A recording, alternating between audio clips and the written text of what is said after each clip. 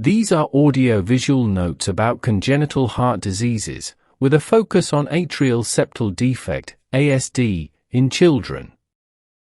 Atrial septal defect, ASD, in children. Embryology.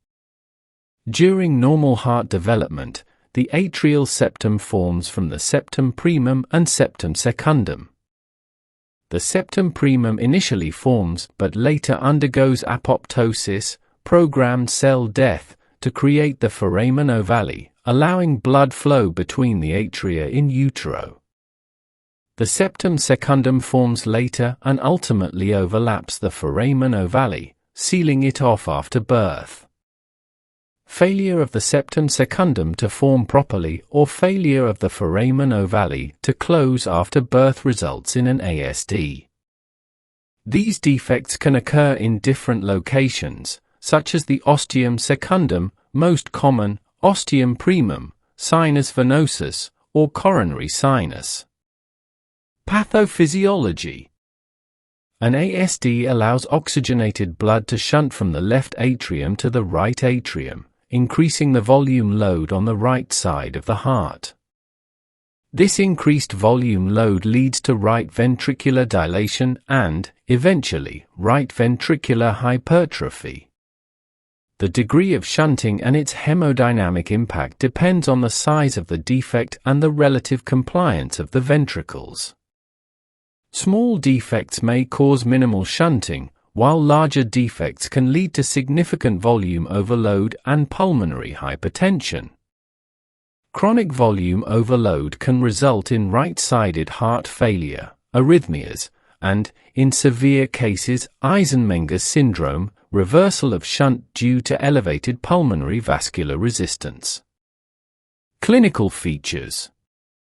Many small ASDs are asymptomatic, especially in infancy and early childhood.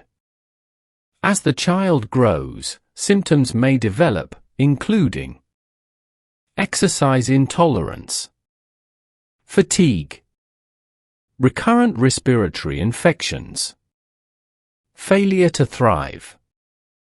Physical examination findings may include wide, fixed splitting of the second heart sound. Systolic murmur, often described as machinery-like.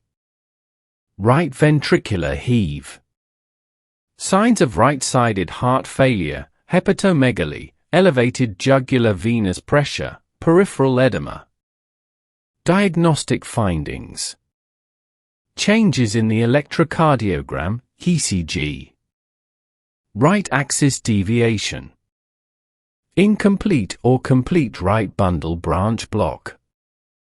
Right ventricular hypertrophy. Chest X-ray findings. Prominent pulmonary artery segment. Right ventricular enlargement. Increased pulmonary vascular markings. Echocardiography findings, transthoracic and transesophageal. Visualizes the defect and its location. Assesses the size and degree of shunting. Evaluates right ventricular size and function. Assesses pulmonary artery pressure. Cardiac catheterization, indicated if needed.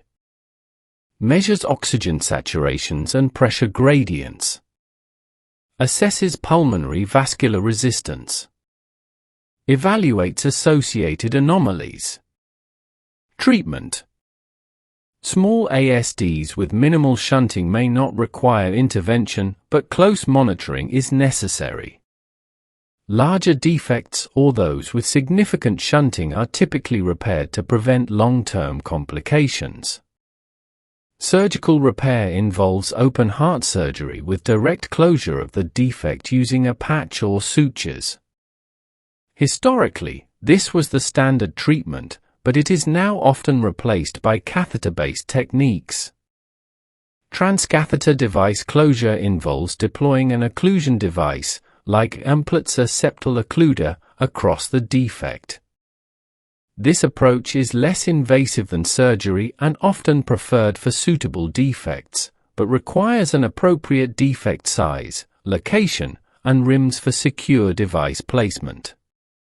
Complications. 1. Arrhythmias, such as atrial fibrillation or flutter, due to right atrial dilation and stretch.